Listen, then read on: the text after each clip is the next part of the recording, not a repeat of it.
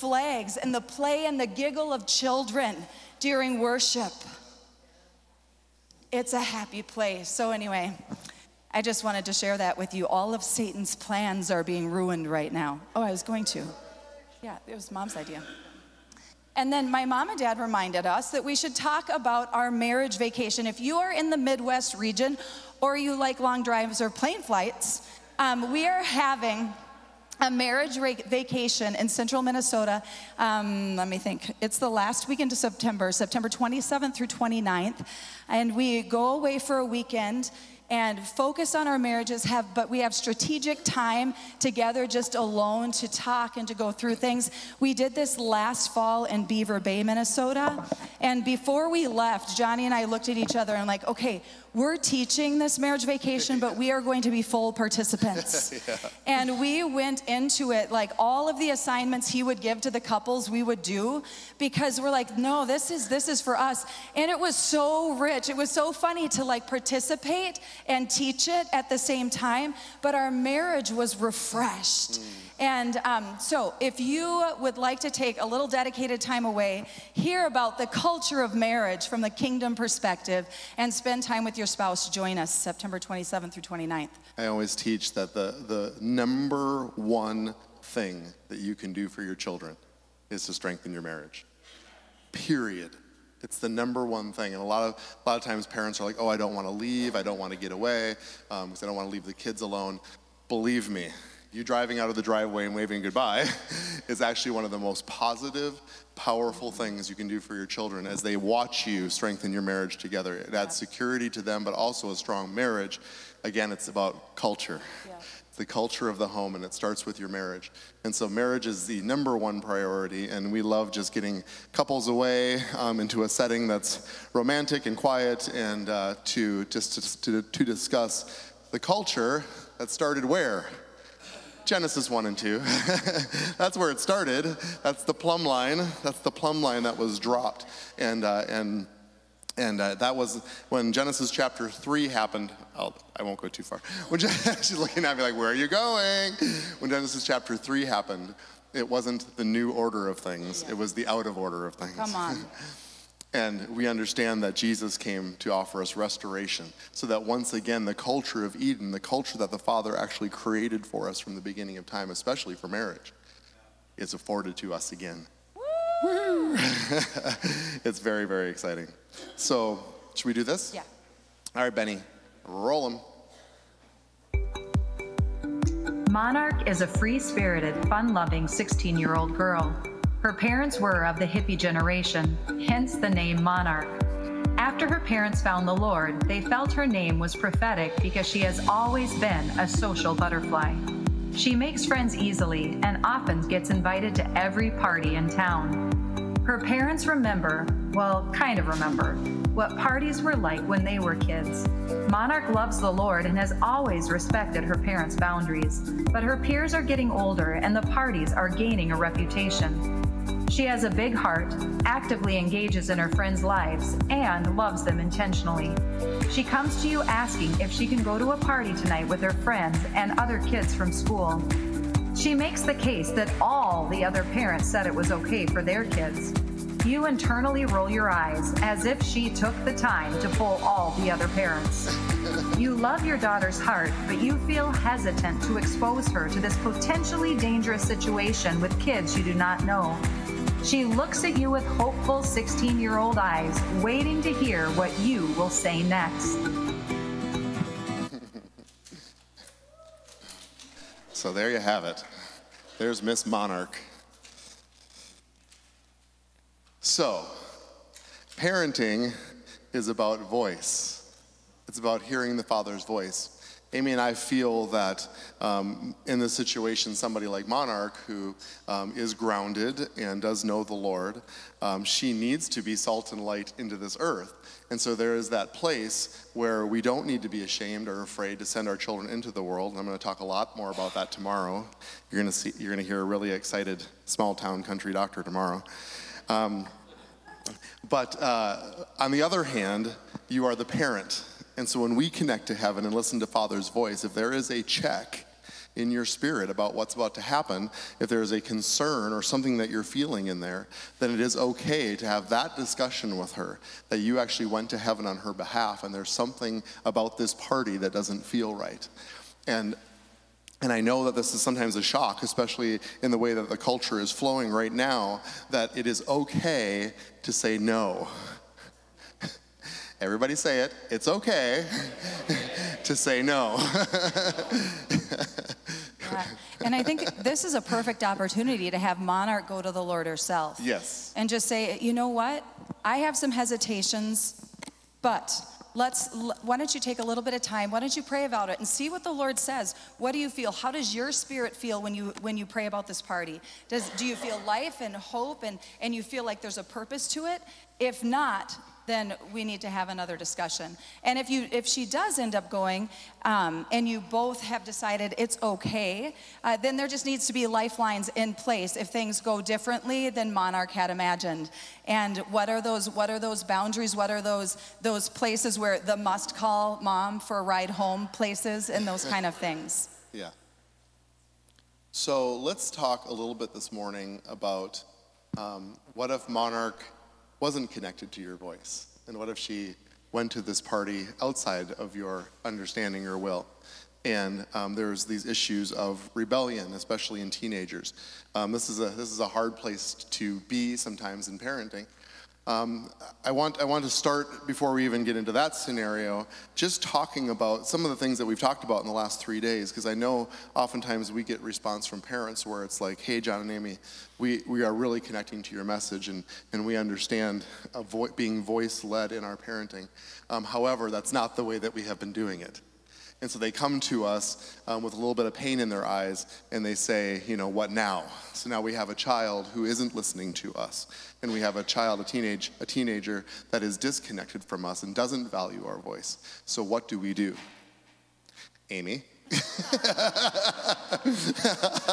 I think first, before you have any discussions with your kids, your own beliefs about what's happening have to be examined between you and the Lord. Because if you have some things in there that are areas of your own fear, wink, wink, wink, and insecurities, every discussion you're going to have with your teenager is going to have a strange little twisted spot in it, because you're going to be feeding off of their rebellion, your fear, and you enter into a place that's not healthy. So you can't do anything about your children, because that's called manipulation and control, and that's yucky whether they're doing it to us or we're doing it to them, right? Everybody agree?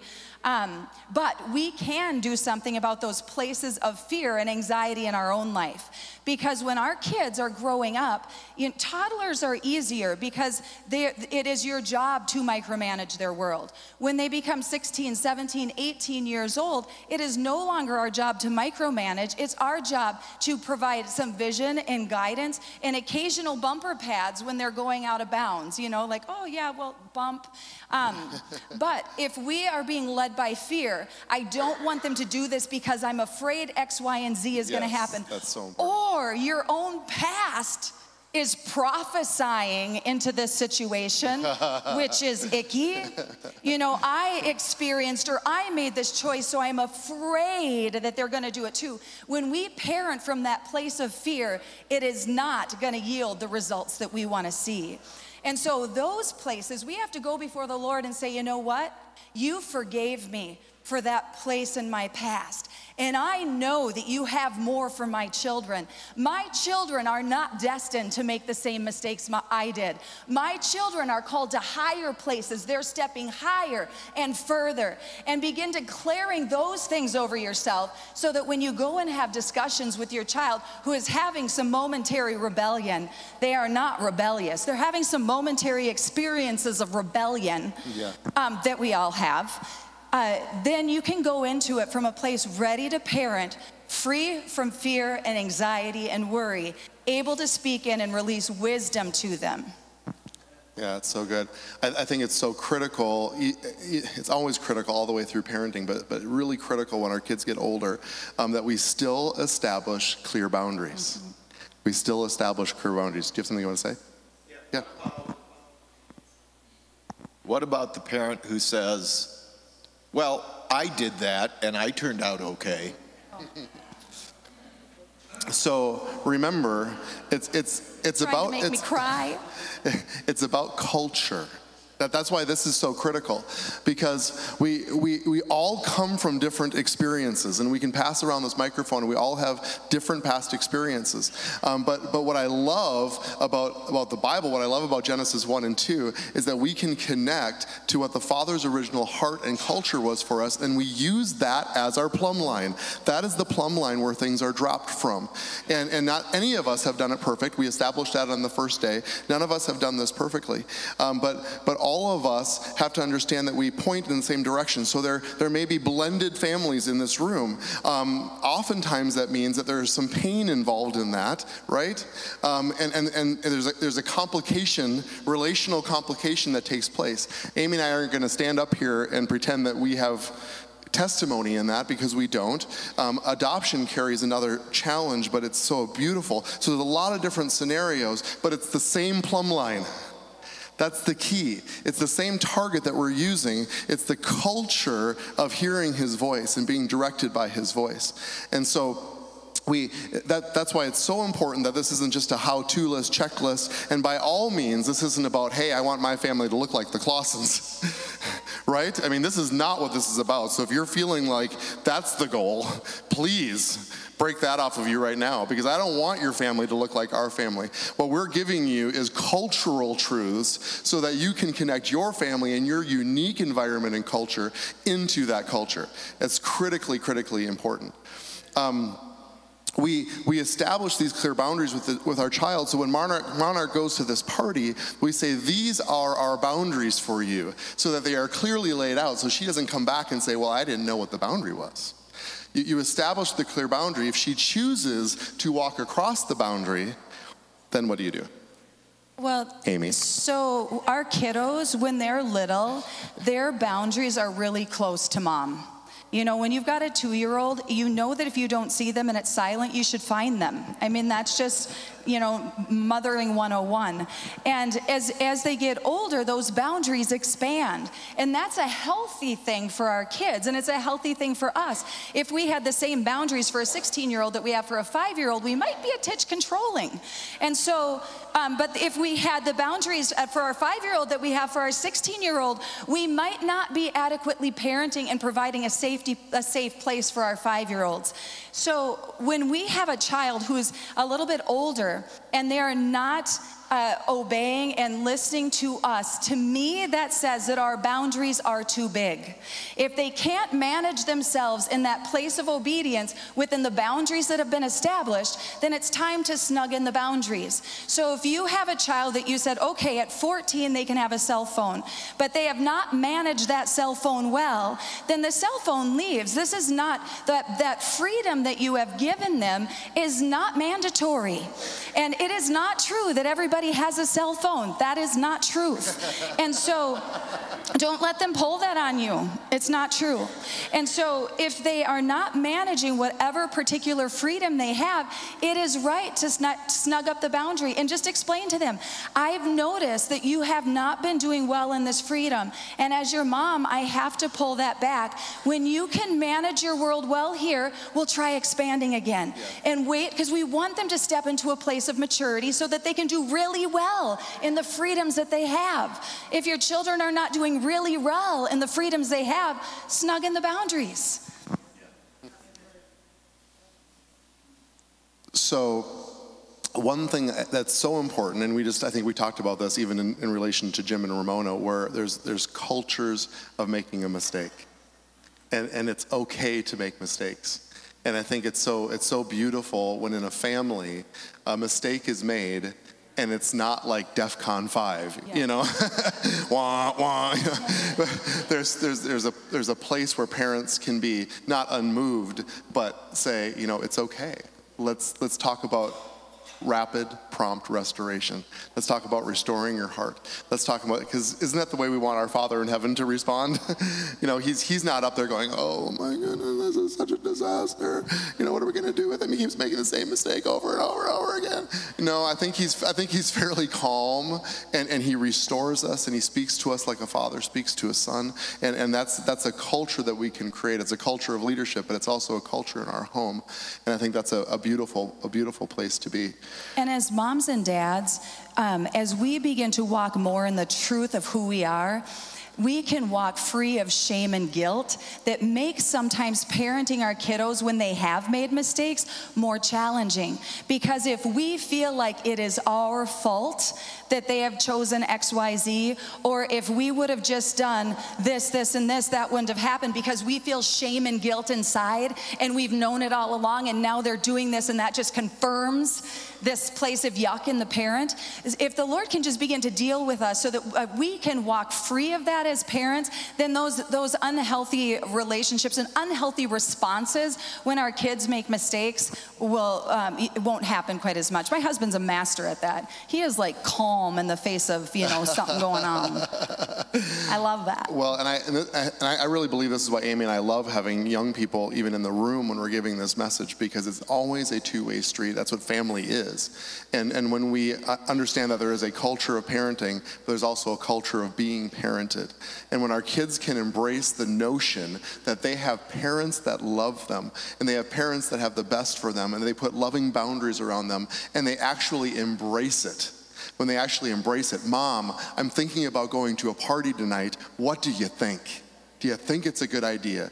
I'm going to go to heaven. You go to heaven. Let's decide. It's the idea of being parented. It's the notion of, I'm thinking of moving and changing my ministry. Jim, what do you think? Can I submit this to you so you pray on my behalf? That's how it works. It's in relationship. And so it's so healthy when the kids sit in your hot tub.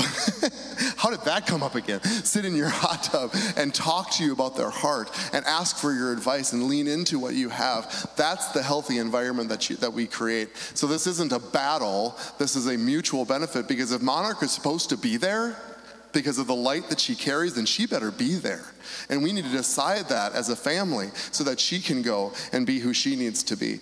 And Monarch's not sent out alone. That's the beautiful part about living in the context of family. Yeah. Next Monday, our daughter starts graduate school in the middle of Indiana. She is not going alone. She is completely surrounded with the context of family. We will be interceding with her, but the covenant bond in family is strong. So she may be 10 hours from us, but she is not going to be apart from us. Does that make sense? Because we continue to operate and function as a family. So whether our kids are heading into high school or they're going to a party, when they know they're being sent out wherever they are in the context of family, it's a super powerful protective thing. Oh, I thought you were saying that we're moving into her apartment with her. Yeah, though it's No? cute. I would. Oh, didn't you get that message, honey? I'm sorry. Well, this is an awkward time to bring that up.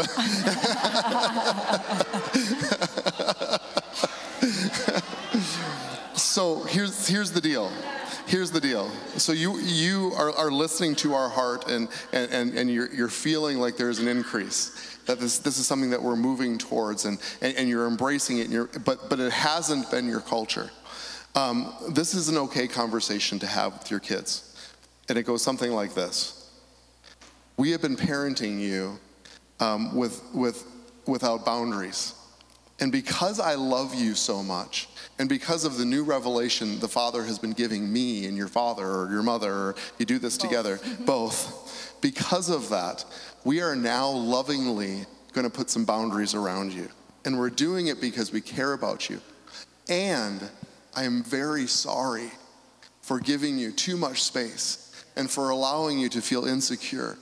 It's a repentance piece. I repent for not understanding the way that parenting looks and the culture of parenting. But today, things get to change. Today, things get to shift because the Father is giving me revelation of a great love for you. And as your parent, I want to parent you intentionally.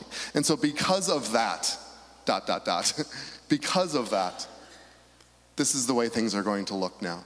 And you say it with that tone of voice. It doesn't have to be anxious or angry or worried or fearful. You say it like that, and that things change. And then guess what's going to happen? They're going to put the toe across the line, It doesn't matter what age they are. They're going to see if you're going to be real about it. Is this boundary really real? And that's where parenting and discipline is going to have to take place. Discipling your children to hear voice. And you make it clear to them that my voice as your parent needs to be valued in our home. Needs to be valued in our home. That's the boundary. And that's a beautiful, healthy relationship. And so if you're there, there's no condemnation. This is about increase. Increase is about this funnel experience where we experience new things.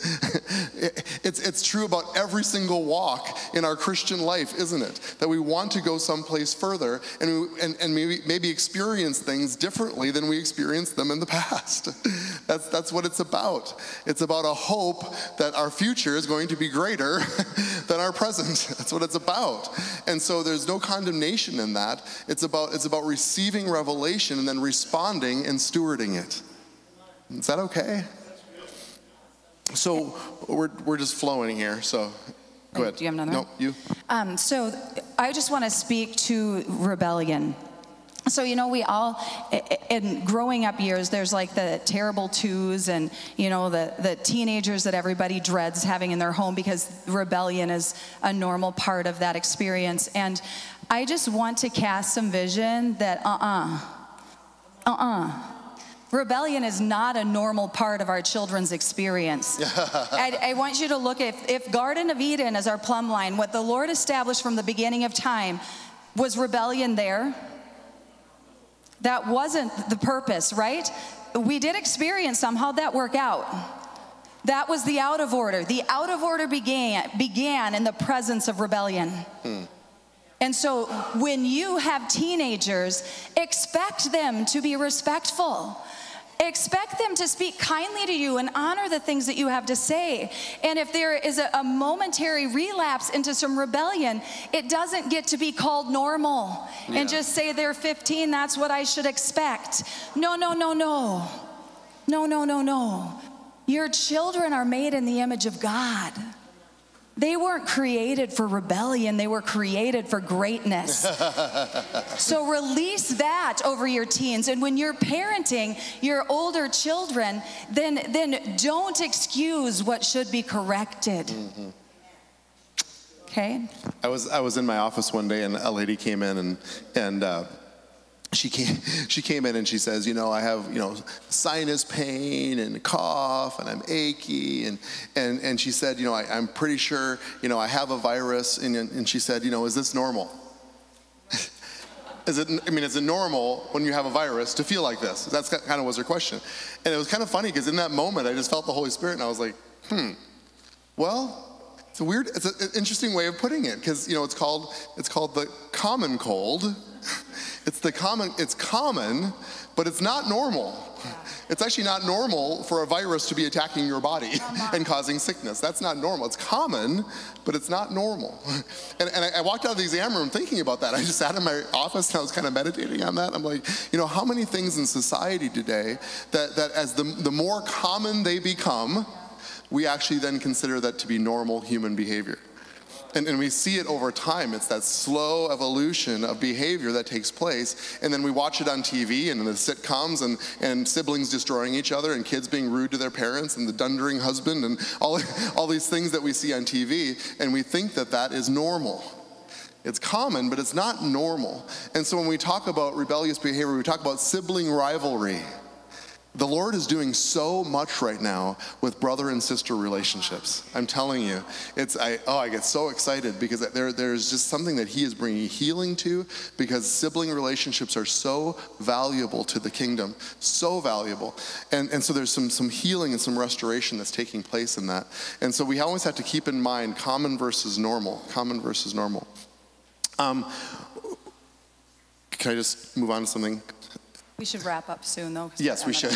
Yes, we should. You guys can enter our conversation. So I believe that that there was actually two Great Commissions, I believe. We're familiar with the Great Commission, go into all the world, baptize them in the name of the Father, Son, and the Holy Spirit. I believe that what's considered the Great Commission was actually given to the church to go into all the world. I think that was the second Great Commission. I think the first Great Commission was be fruitful, multiply, fill the earth and subdue it. And I think the first Great Commission was given to family. Second Great Commission was given to the church. And I don't think the second Great Commission canceled the first. I think the second Great Commission was built upon the first.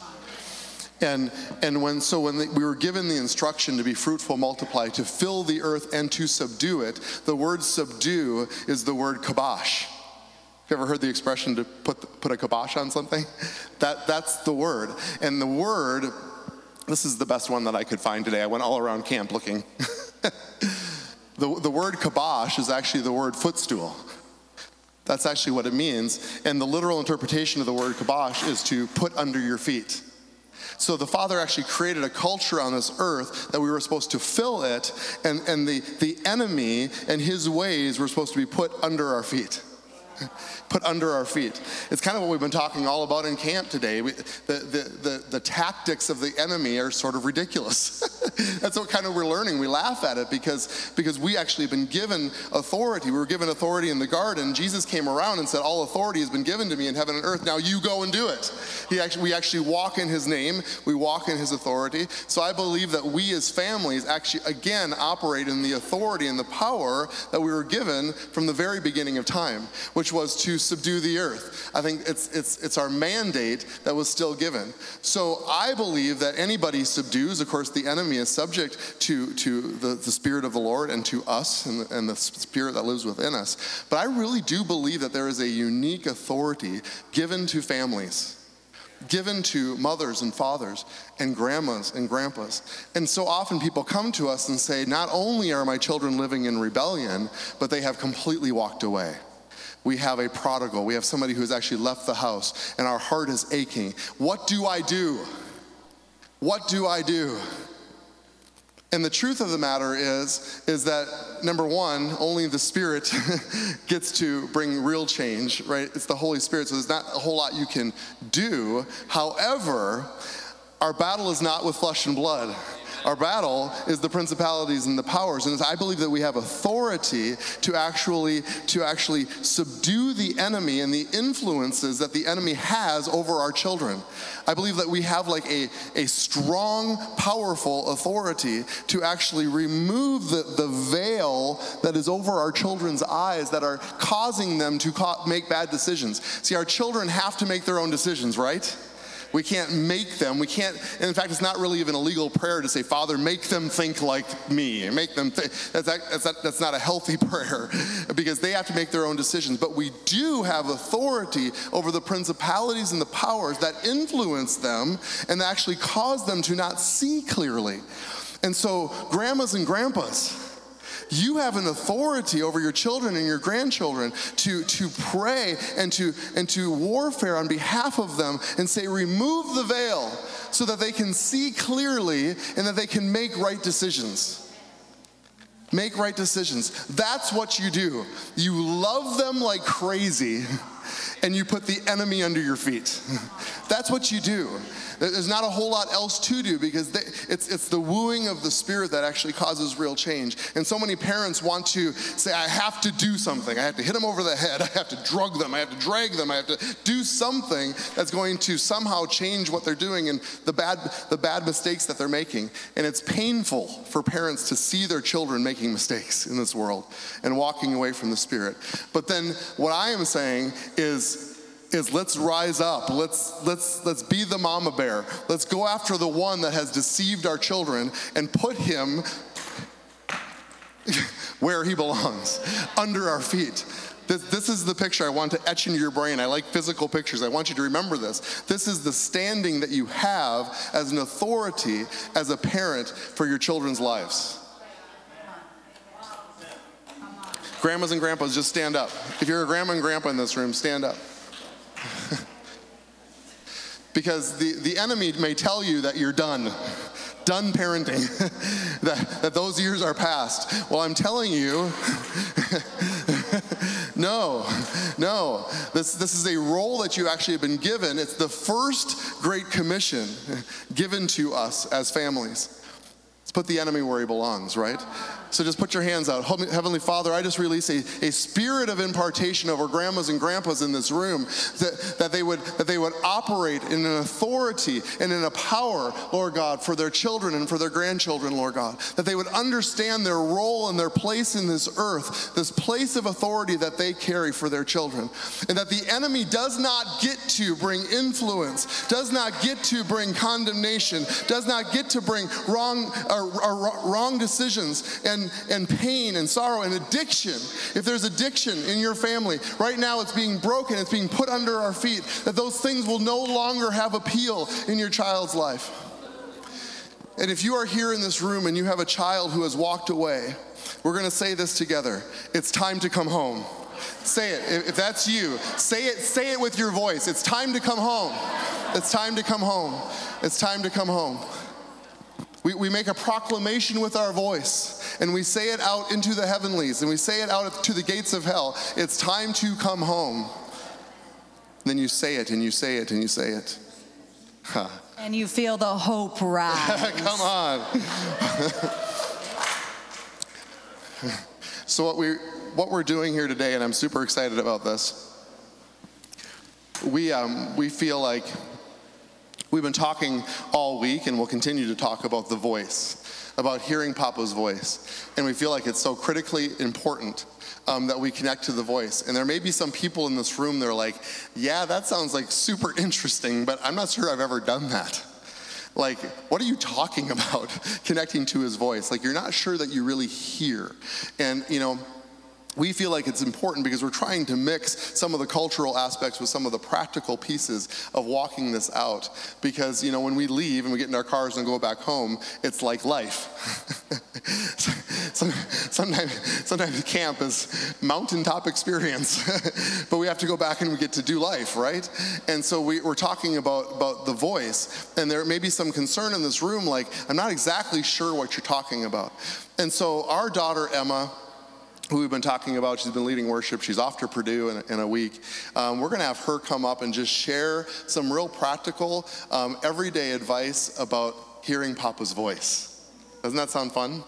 So would you please welcome my daughter, Emma, please.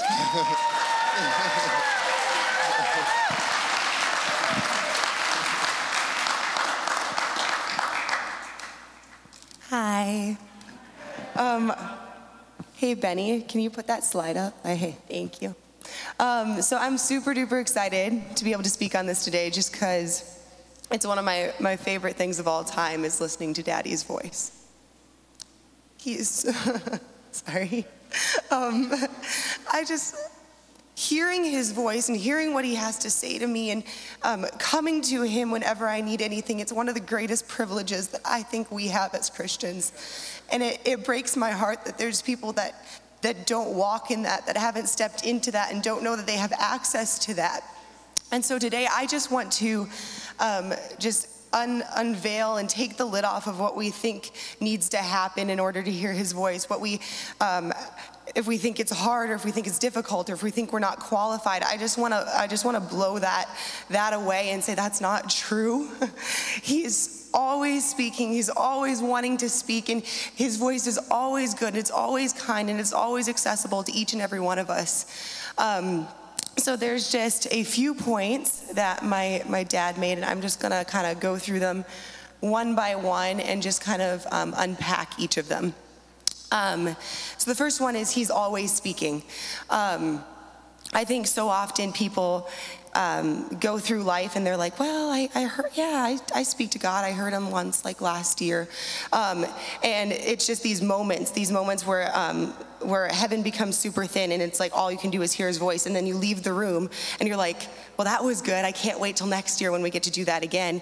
And I just feel like we've lived in that cycle way too long. And he's saying, like, no, I've created a place where you always have access to me. You always have access to my voice. I am always speaking. I was listening to a sermon the other day by Bill Johnson, and he was just talking about how God's always speaking, and it's like radio waves. I don't know if this is his original allegory or not, but He was saying it. And we're all like radios, and we can decide what we're tuning into. And the waves are always there, whether our radio's on or not. And so often we're like, God doesn't speak to me, God doesn't speak to me. He's like, baby, just turn the radio on. It's there, 104.7. I'm there. You just need to turn it on. You just need to turn it on. And so I feel like if we're going through times in our life where we're like, I feel like I'm in a desert time where I just can't hear him. I'm working, I'm coming to him, I'm crying out for him. I'm saying, God, why aren't you speaking to me? Why can't I hear you? And he's saying, turn the radio on, I'm here. I want you to hear me, but you need to turn the radio on. And I feel like even times he's been teaching me, well, I'll go through certain days. I'm like, I can't hear you. Where are you? And he's being like, I'm leading you to greater levels of maturity where I'm now on 106.7. I'm not on 104.7 anymore. And it's this journey that he takes us on of learning when he's speaking and how he's speaking and how he's wanting to touch us today. And we get so caught up in I've only learned to listen to you this way. I only hear your voice when I'm reading scripture. That's the only way I hear you. And he's saying, no, I'm wanting to show you pictures. I'm wanting to show you pictures, but I can't do that if you're only looking here. I need you to look up. I need you to look up. And so it's this journey that he's taking each and every one of us on. And it's not, you're not broken. Your radio is not broken. He's always speaking. And sometimes all it takes is just, what do you have to say to me? I'm listening. I'm turning my radio on. What are you saying? He's always speaking.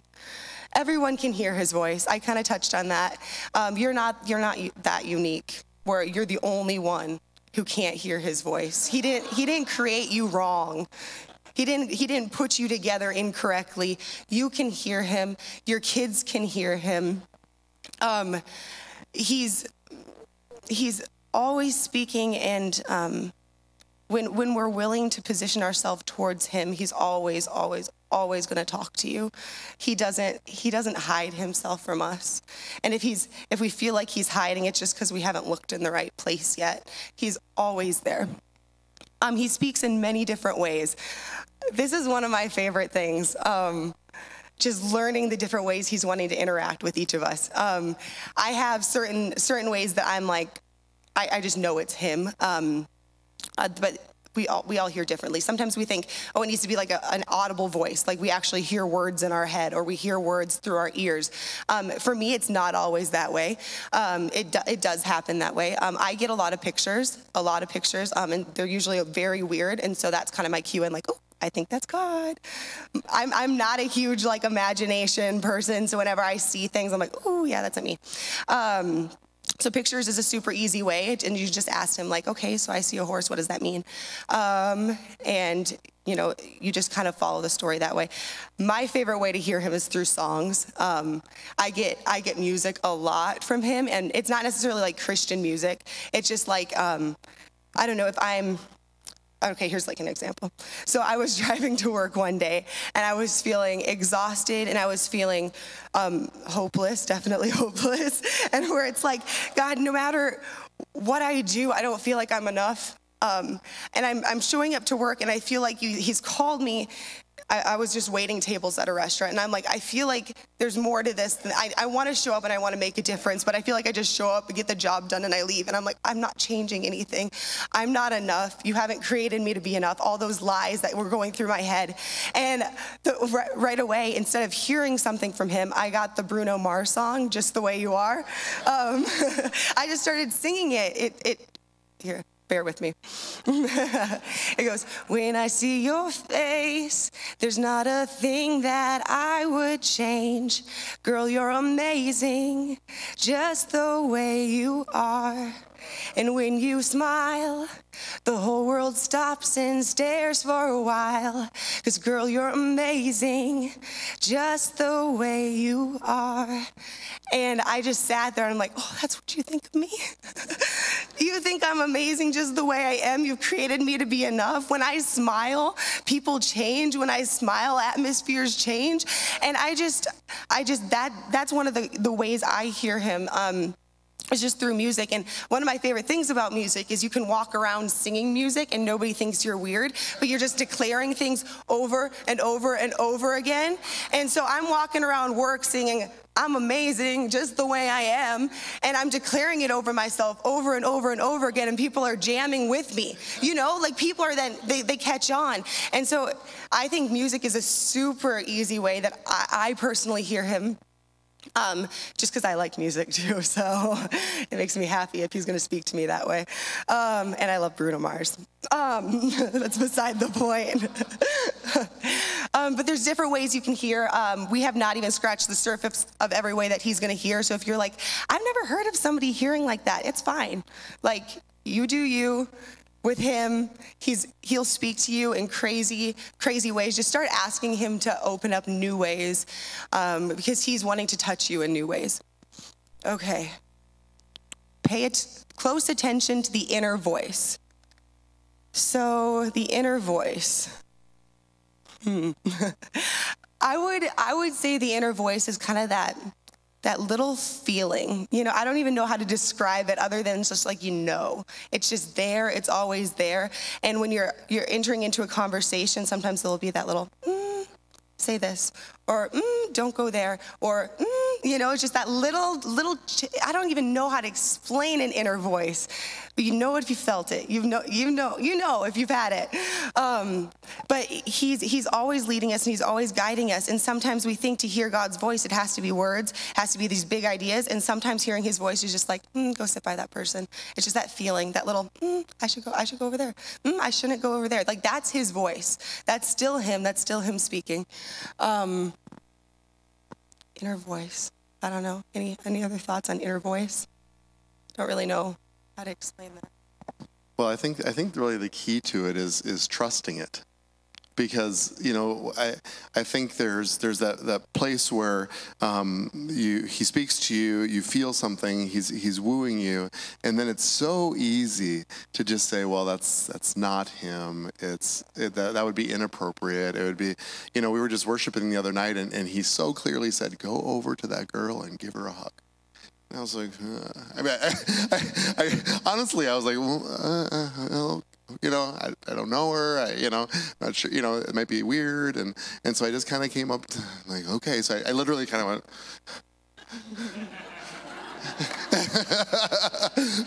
but I really honestly have made it a standard in my life that when he speaks, I'm just going to do it. And I'm just going to do it. And it's because now I'm used to it. It's just like training. I mean, it's one of those things. And so much also can be just sitting at people's feet and the people that we trust and know that operate in these things. You know, we have people in our lives that carry a maturity, and there's a place to say, this is what I'm feeling, and just have them confirm it. And then after a while, you won't need them to confirm it anymore. I mean, it's one of those things where you just get used to it because you know how it feels to you. Emma's going, you know, whatever that is. Whatever your is and my is are probably just a little bit different. But you get used to it, and you know it's God, and you know that there's affection connected to it. You know if there's condemnation connected to it or judgment connected to it, it might be coming from a little bit of a different place. But that's where we're being surrounded by mature people and just running it by them and say, I think this is what my is saying, and then somebody just says, well, yeah, go give her a hug. You know, just go do it. I mean, it just feels like it's the right thing to do. And then after a while, I don't have to ask anybody. I just like, okay, God, I'll go do it. Yeah, and along those lines, I think it's super important that we're always in a position of submission, and I think that provides like a covering over us that as we're learning to hear his voice, we're safe. The people around us are safe, and because so often people get. How do I even say this? I don't want to say too courageous, but they start taking steps past boundaries that your pastor has put around you or your parents have put around you, and they start saying, I heard this from God and I'm just going to do it, but that's not in submission. And so just learning to listen to what he's saying, but always being covered and always operating from a place of submission so that you're not hurting yourself and you're not hurting those around you with the gift that God has given you. Even just in a relation to parenting, I think it's super important as kids that as we're learning to hear my dad's voice and dad's voice. You're following? Both of them that were in submission. That when my dad tells me something or he parents me, it's not from this place of like, oh, just do it because I have to. It's from this place of like, you're keeping me safe. I am submitted to you. And because I'm submitted to you, I know I am covered. And my dad, he's still submitted to his dad. Like, he's still under covering. And so I'm stepping even under a further covering. And so I have this greater protection. I have this greater freedom because I know I'm submitted, because I know that I'm covered. And so as we're learning to hear the voice of God, I think it's super important that we know who our covering is, that we know who we're submitted to, so that we're able to do it safely, and so that we're the people around us feel safe while we're operating in the gift. He loves to speak in pictures. I kind of touched on that. I don't know. So just even for example, Colton was up here singing this morning. His voice is, I was talking to my dad, I'm like, it's angelic. I'm like, that's just how it sounds. Like if you were thinking about like a choir of angels, what that sounded like, it'd be like Colton's voice, But I was standing there here in worship and he was releasing some, I don't even know. I was lost. It was so good. But he was releasing some note and I just saw like little angels like coming out of his mouth, just little angels. And I'm like, listen, I don't see things typically. That's not typically one of the gifts. I'm hoping it comes out more and more here. But I was just seeing these little angels and I'm like, that was an instant cue in because I'm like, that's not normal. So that's the voice of God too. Just like, I'm showing you something. I'm showing you something that Colton carries. And why is it important that I know that? Why is it important that I know that Colton's singing and releasing angels? Because then I have a greater sense of what he carries. So I'm able to submit myself in honor to him, knowing that he carries the angelic and that when he sings, he releases the angelic. And I want to do that. So I'm going to start associating myself with Colton because I know what he carries, which is super important. But then it also gives me a sense of what's happening in the room so that I'm able to step into what Jesus is doing corporately, because I don't even know why this is on topic anymore, but so often we get so caught up in what he's wanting to do with us that we forget what's happening corporately. And I think it's so important that we learn to submit ourselves to what he's doing corporately, because that's where the greater breakthrough is happening. And what he's doing in us always relates to what he's doing in the crowd. It always relates to what's happening in the group. But we need to know what he's doing around us so that we can, it becomes greater, it becomes multiplied. And there's something greater for us to step into when we stop being focused on ourselves and we start getting focused on everyone else around us. And so when Colton's releasing angels into the room, I can get behind that and be like, I want an angel, and you get an angel, and you get an angel. And does that make sense?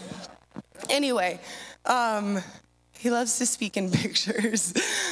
Yeah, I don't know, let's just practice this. Why don't you close your eyes? Close your eyes. Daddy, Holy Spirit, just give everyone a picture of how you see them. Show them how you see them. Yeah, so everyone just, the eyes in your mind, just, there's a picture that he's showing you.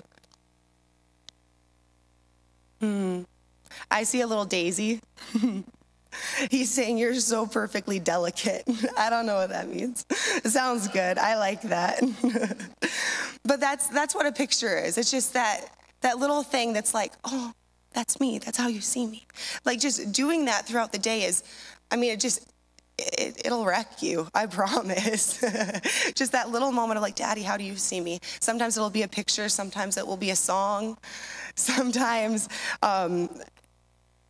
it'll be a voice, sometimes you'll see something physically. I don't know, however it works for you. But that's what pictures are. Don't overthink it. It's not complicated. It really isn't. It really, really isn't. I think I've gotten so caught up in, is that you, Lord? What if it's not you? What if this is me? And to the point where it can become super debilitating. Is that a word? Debilitating. Graduate school, here I come. It can be so crippling where we're like, God, I can't make a decision because I can't trust that I hear you. I can't trust that I know you're speaking to me. If this is me, can I trust myself? It can become so crippling, and I have been there where you're like, I just can't even make a decision. I can't make a decision because I can't trust that I hear you. And I just remember I was here, and we were hiking last year. We did like a very long hike. I don't remember how long it was, but it took hours and hours and hours. And we were, up in the glacier, and there's waterfalls on both sides, and it was beautiful and stunning. And I was just talking to the Lord I was going through some transition, and I was trying to decide what I was going to do next. And I just kept feeling like I can't hear what he's saying. I can't hear what he's saying. And I was walking, and I realized that I was looking down at my feet, and I was never actually looking up to see the view. And I'm like, this is stupid. I am hiking in glacier, but I'm always looking at my feet, never looking up. And God just was kind of like, why do you think that is? I'm like, because I don't want to fall. I don't want to fall. And he looked at me. I just heard him say, why are you so afraid of falling? Why are you so afraid of falling? At some point, you're just going to have to look up and trust that I've got you. You're just going to have to look up and trust that I've got you. And I think when we're hearing his voice, we get so stuck because we're like, I don't know if that's you. What if it's not you? What if I look stupid? What if I go hug that girl and she's like, I really don't want to be touched right now. And he's like, why are you so afraid of that?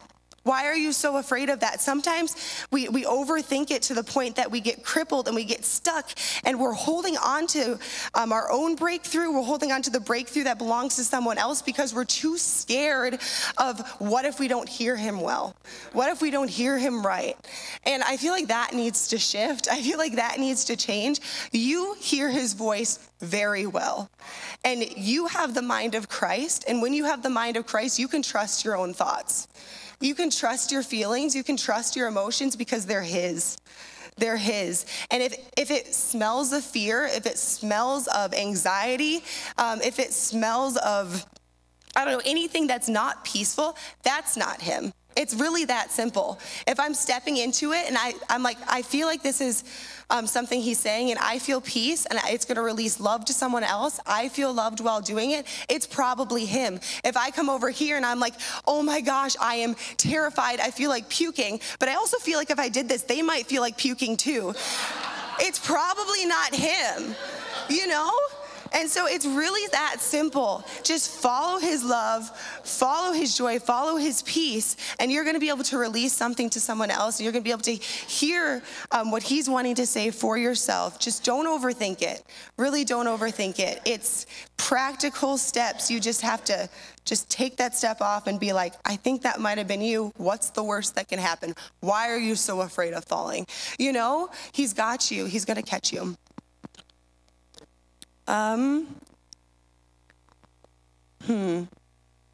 I think as well, we start to learn what his voice sounds like. It becomes so familiar that the more we practice, the less we have to guess. Because, so for me, every time he talks to me, he always starts with, baby girl, I love you and I'm proud of you.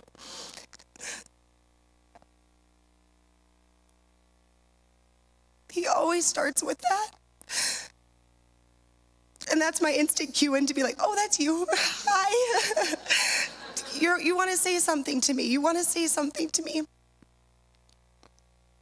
And I feel like he has these cue-ins with all of us. We just get so used to hearing it that we just know it's him. Because I'm his baby girl, and that's what he calls me. And so if that's how he starts speaking to me, I'm like, that's him. I know that's him.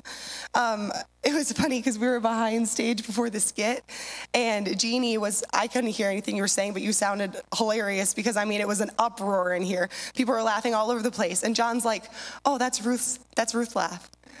And then my dad's like, oh, I hear Grandpa.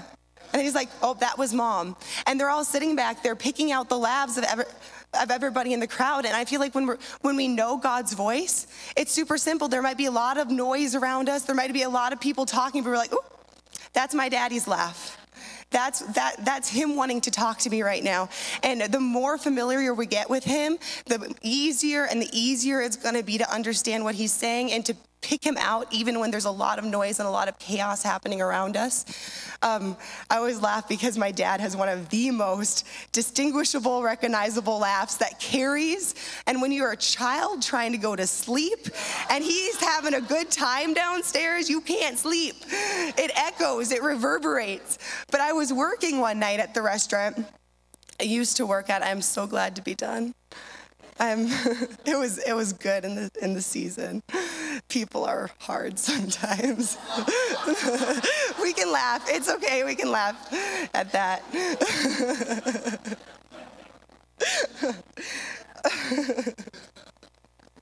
But anyway, my dad came in.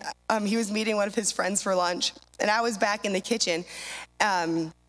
And I heard him laugh, and I didn't know he was coming in, but I knew my dad was out there because I know what my dad sounds like. I know what his laugh sounds like. So I'm standing there getting something prepped, and I'm like, oh, my dad's here. And the guys in the kitchen are like, how would you know? Like sixth sense? I'm like, no, I know his voice.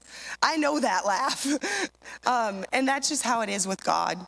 We know, you'll know. And sometimes it might sound overwhelming. It might sound scary if you're not to that point yet. If you're like, I don't know that I know what God's voice sounds like. Well, do you feel loved when you're talking with him? Yeah, that's his voice. Do you feel at peace? Yeah, that's his voice. Do you feel encouraged? That's his voice too. Do you feel joyful? That's him. It's always him. And honestly, even if it's your own thought and you're like, oh, that was a good thought, I bet it wasn't yours. I bet it was his. And sometimes even when you have a really good idea, I'm learning more and more. I'm like, I'm not that smart. That was him. That was him. Seriously, time and time again, I'm telling you, I have had some moments where I'm like, wow, I should not be here. That was him. That was him. And that's the fun thing about the journey that we're on. Because it's all him. Yeah, I think, anything else you want me to touch on? Okay. Yeah. Love you.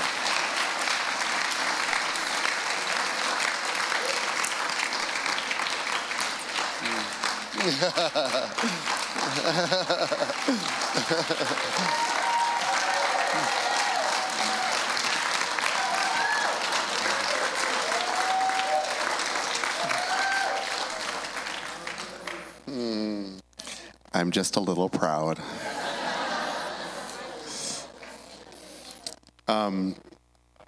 Bottom line is, if we don't value something, we won't pursue it.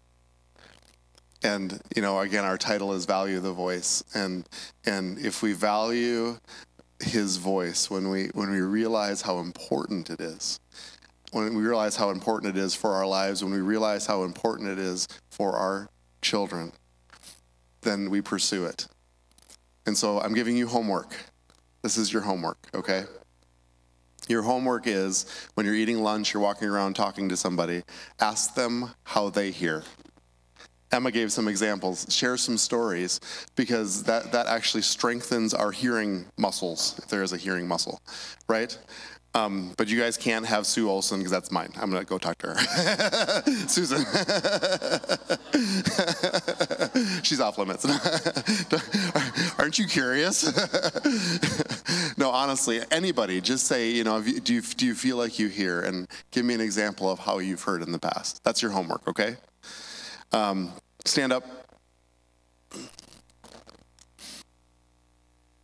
Say, I hear the voice of the Lord well. I hear the voice of the Lord well. I hear the voice of the Lord well for my children. I hear the voice of the Lord well for my children. And if it applies, I hear the voice of the Lord well for my grandchildren. I hear the voice of the Lord well for my grandchildren. Amen.